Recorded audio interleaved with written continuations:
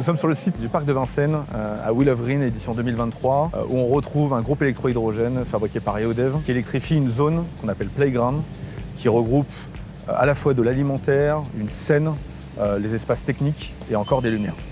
Au-delà de la nuisance sonore qui est réduite, évidemment, on n'a aucune émission polluante. Les 1000 kWh permettent d'économiser 1 tonne de CO2 par rapport aux groupes électrogènes diesel classiques qui sont utilisés généralement dans les festivals ou sur les chantiers. Ça équivaut aujourd'hui à un aller-retour Paris-New York pour un voyageur ou bien même 10% de l'empreinte carbone annuelle d'un Français.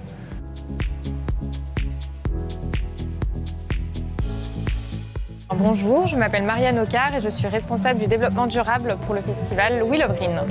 Wheel of Green a toujours eu un mix le plus vert possible. Cette année, sur l'hydrogène vert, on déploie encore le dispositif grâce à EODEV.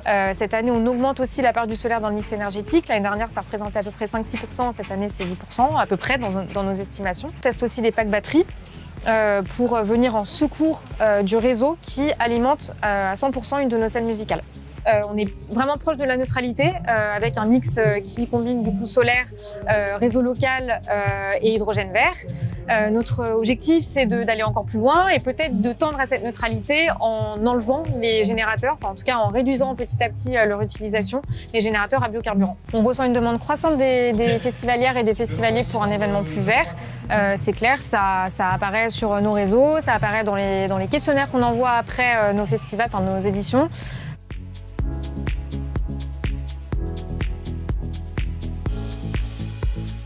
Je m'appelle Nicolas Champion et je suis le directeur technique du festival Wheel of Green. Le Playground est une zone un peu du futur pour nous, c'est vraiment le mélange sport et spectacle. En plus, c'est dans l'air du temps avec les Jeux Olympiques qui arrivent derrière. Et on a décidé d'utiliser l'hydrogène dans cet endroit-là. Le groupe GEH2 est complètement compatible avec nos réglementations d'établissement qui reçoivent du public. Tous les festivals peuvent largement, d'un point de vue sécurité, mettre en place ce type de source d'énergie.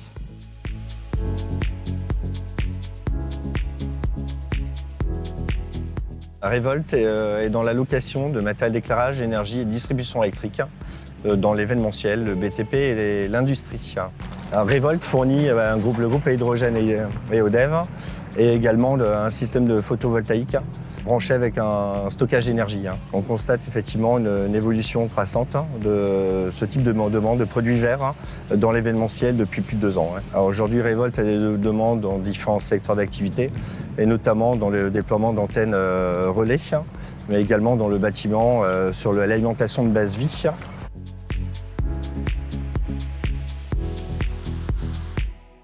Ici, on a un seul groupe électrogène sur 4 jours. Il faut imaginer du coup de dupliquer ce dispositif pour décarboner encore plus l'environnement à la fois des festivaliers mais aussi sur d'autres applications comme le chantier BTP. Il faut imaginer que ce produit peut être parallélisé, synchronisé à d'autres technologies, que ce soit d'autres GEH2 pour augmenter la puissance totale installée, mais également avec des packs batteries, avec d'autres sources d'énergie, que ce soit fossiles ou non, renouvelables évidemment un maximum, ou bien avec le réseau électrique lorsqu'il est potentiellement défaillant ou du moins faible en termes de puissance.